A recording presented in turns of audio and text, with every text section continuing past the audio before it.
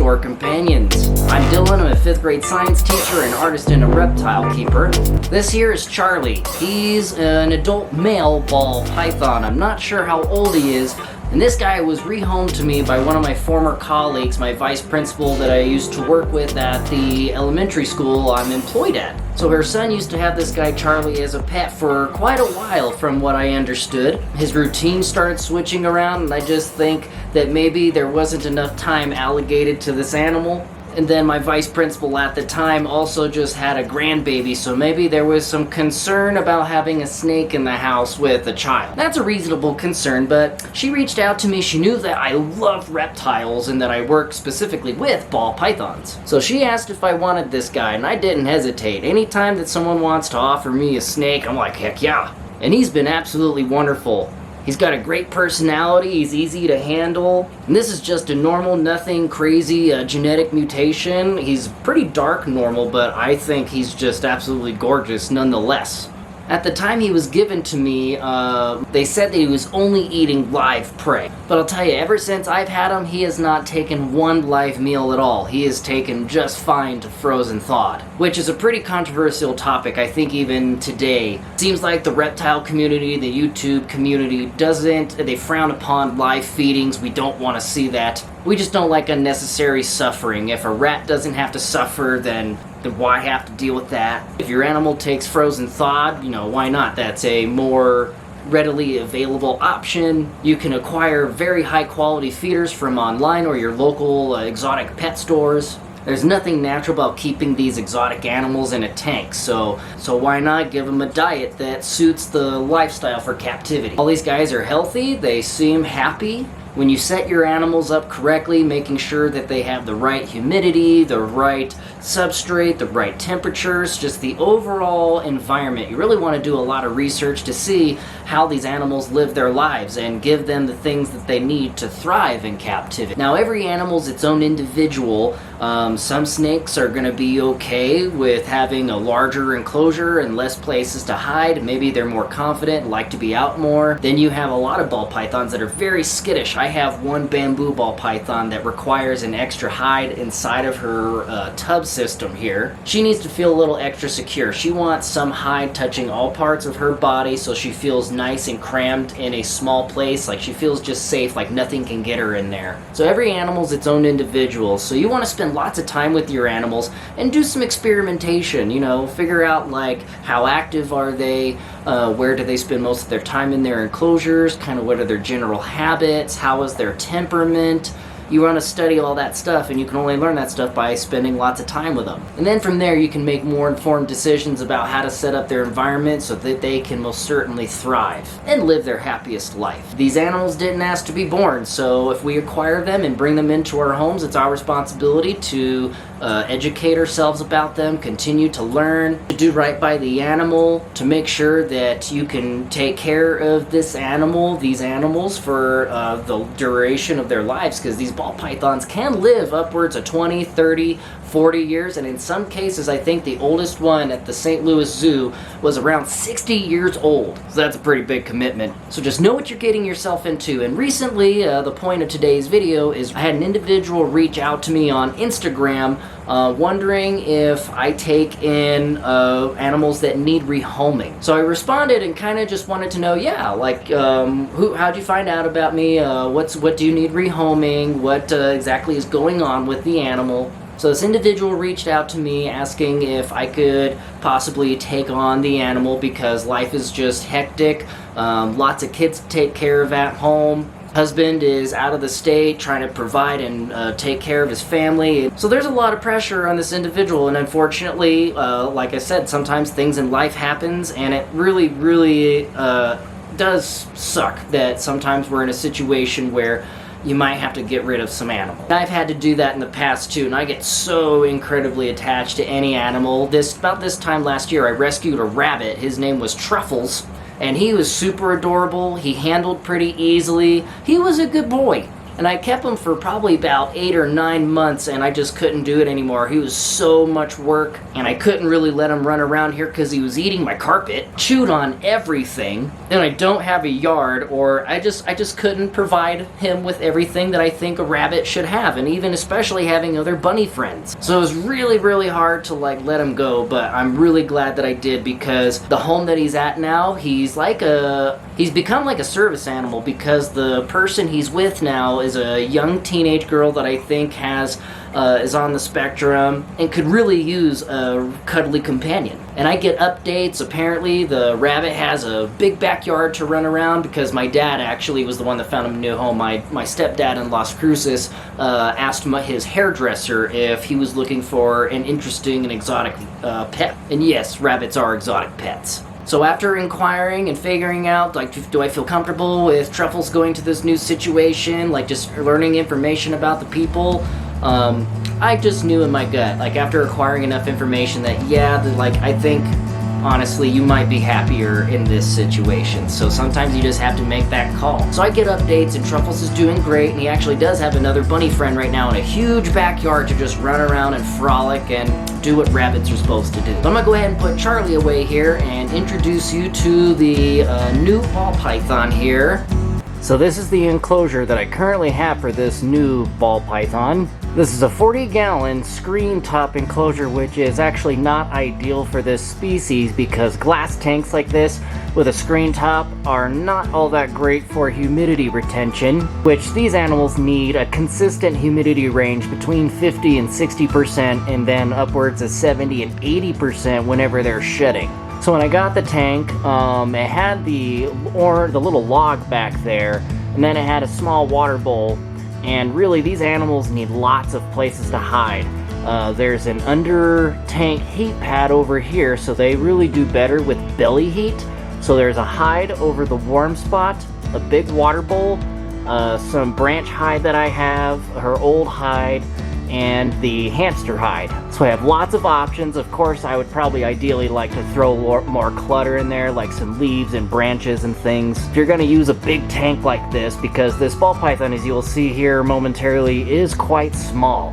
So this enclosure probably is way too big, and sometimes these animals do better in smaller enclosures, especially when you're trying to get them acclimated to a new environment, or maybe they're just like my bamboo ball python, where they just need to feel more safe and secure, more tight spaces. So yeah, the substrate, when I initially got this tank and the animal, the substrate was real dry. So far, after working with the animal, I've had this ball python for probably like 4 days now, but I haven't seen any indication that it has a respiratory infection, so that's good. Let's get a little bit closer look at what's happening in here. So the substrate's pretty wet, really humid over here on the warm side. So I have a thermostat set to about 91 degrees. It's really important to have one of these connected to your heat pad, because you don't want your house to burn down. And this won't cook your animal. This will regulate the temperature, it'll pulse, so it'll come on when it's too cold, and it'll turn off when it's too hot. So the ball python is actually under here. Let's take a look. So this is Chip. It got its name because the little dots all over him. The kids thought that it looked like a chocolate chip, so Chippy. Chip. So I don't believe this is just a standard normal. It doesn't have the typical alien head pattern that you see in a normal, so it definitely has a different kind of pattern to it. So it's a lot more bright than a normal. There's a lot more bronzes and brighter kind of colorations in the background color, and real sharp black background pattern. This animal had a lot of stuck shed on her from how dry it was in the environment initially when I got her. Now I'm saying her because allegedly it's a female, but the reptile store that this animal came from, I don't know, who knows if they accurately determined the gender. So when I work with this animal a little bit more, I'll go ahead and bust out my probe kit. I'm not the best at doing the popping method, and I don't really prefer that method. And I also did take a shed sample. There's a lot of labs across the nation. Well, not a lot of labs. I think there's only a handful. But there's some labs across the nation that are starting to do genetic testing with ball pythons. So they'll tell you, okay, if it's a boy or a girl, or if it's het pied, is it 50%, 66% het? It'll tell you exactly what the genetics are. So I'm really curious, because I'm not really, again, all that good about identifying morphs, especially when they look so similar to just a normal ball python. But I definitely think there's something different genetically happening here. Okay, so Chip here is kind of timid. I'm still trying to gauge this animal. I haven't been messing with her too much because I just wanted her to get situated, get comfortable with the new smells, the new environment, new human. I haven't attempted to feed her yet because, again, I just want to get her situated, and been soaking her every night in my tub with lukewarm water, treating the water with Repti-Safe. It's that blue stuff that you get at the pet store that takes the chlorine out of the water, kind of just conditions the water, making it better for your reptiles and amphibians. I've also been incorporating electrolytes and betadine betadine's an antiseptic. That's this stuff, and this stuff. So this is a good source of electrolytes and vitamins, plus pre and probiotics. And then this is a fantastic first aid antiseptic. This is what they put all over you in surgery before they cut you open. So a nice bath solution. I've been soaking her every night for maybe about just 15 to 20 minutes to help get that shed off. And I'll give you guys a closer look, but the front of her face has this really bad bruising. Initially, it seemed like her jaw was kind of sealed shut, like she couldn't really open it. And I think just now was the first time I seen her flicking her tongue, so that's a good sign. I haven't seen any tongue flickers because this animal is just kind of very nervous, very scared, maybe hasn't been worked with enough, or maybe the experiences that it has had out of the enclosure may have been kind of scary for it, so it's just kind of unsure of humans. And sometimes that may be a behavior that no matter how much you work with the animal and how much you try to create positive experiences outside the enclosure, sometimes that's just too deeply instilled in them, or maybe they were just grumpy from the get-go. Every animal's its own individual. But yeah, get you guys a look. So there is some substrate on her face, but that real black under her chin is what I'm really concerned about. So definitely need to put some betadine on that, make sure I keep that real clean. As far as just having the animal in quarantine, you have to quarantine new animals for anywhere from a month to 2 months just to make sure that, say, any potential mites doesn't spread to your collection or anything that you don't want spreading to your other animals. So Chip is in a different room just kind of hanging out, but I didn't want to totally change too much about her environment. I want to ease her into some of these changes. I don't want to do too many changes all at once and put more stress. So I'm keeping her on the cocoa husk bedding for a little while, and then I'll probably switch her over to a cleaner substrate. When I got the tank, I detail cleaned it real good, took out all the substrate, wiped everything down real good with chlorhexidine. That's this stuff. And then I redecorated the house, just incorporated more hides and really soaked everything down so the humidity is much higher. But her chin actually seems like it has gotten a little bit better, so... And then maybe get a Q-tip with some Neosporin and just very lightly dab it on her chin if she'll allow me to do that. So again, this animal's not flicking her tongue, there's no response there, and that's definitely having a mouth like that, she's not going to eat like that. So we need to get this healed up first before I think she's even remotely ready to take any food.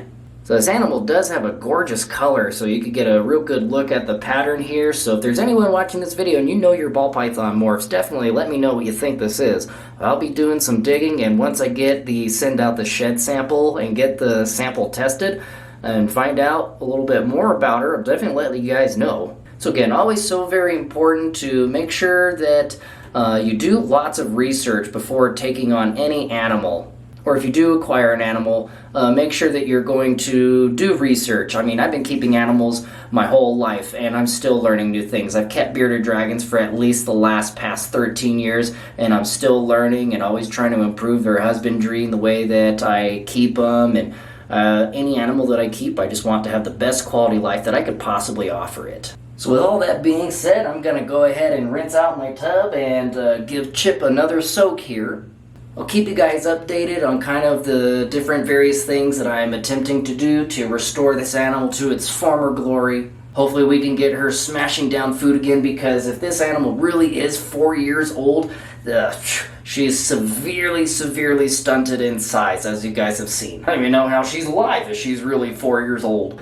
This big lady right here, this is a citrus pastel, female royal python, and just to get a size comparison, I'm about 6'1", so these guys get quite sizable. They're big enough to be impressive, but not like super gigantic animals either. Hey, where you going, bud? So you can see there's dimorphism with the species. The females get much bigger because they need to have room for all the eggs. Whoa. Clearly these guys are camera shy. So no, after about 4 years of growth, they might reach about this size. Cleo here, she is a bit large. She is a little bit older, so just keep on shoveling these guys back, keep on scooting them along here. They just want to find somewhere dark to go back to sleep. See, I really wish I could breed this guy, but Vegeta, if you check out some of my prior videos, you'll see that he had cancer at the beginning of this year. We did get the entire mass surgically removed. The vet did remove the entire tumor, but I just don't think that'd be a very ethical or responsible thing to do, to go and breed him, unfortunately. Because he would have really beautiful babies, especially with this girl. Pastel and pastel, we'd have some super pastels. Half of them would be banana. There would be no normals, all of them pastel. He's got some GHI in him. He's got het ghosts, so you still wouldn't see any visual ghosts. Kona just ate a big rat last night, so he's got a full belly. Look at him flicking his tongue. I think he still wants more food. Then we have Linguini. She had a good-sized rat last night too, but boas and blood pythons, they're garbage disposals. They'll pretty much eat absolutely every single time that you offer them food. This little turd too, this is Antaresia childreni, or the children's python. This is a small species that's gonna get a big upgrade here pretty soon, so stay tuned. And what the heck, I saw that Yoda is out. Usually this South American horned toad, an albino, is buried in the substrate, but I sprayed down the enclosure, increasing the humidity, and she is out and about. Beautiful animal, absolutely gorgeous. Also, this Friday, if you guys are in Las Cruces, October 6th, come down to Main Street and see me at the Las Cruces First Friday Flea Market Art Show. I'll be setting up my booth and all my artwork, and maybe bring a couple of specimens for some hands-on experiences in education. Drop me a comment down in the comment section below. Let me know that you enjoyed today's video. Smash that like button. If you're new to the channel, thank you so much for watching. Hit the subscribe button so you can keep up with all my prehistoric content. Be safe out there in this crazy world of ours, and I will see you later. They just want to find somewhere dark to go back to sleep.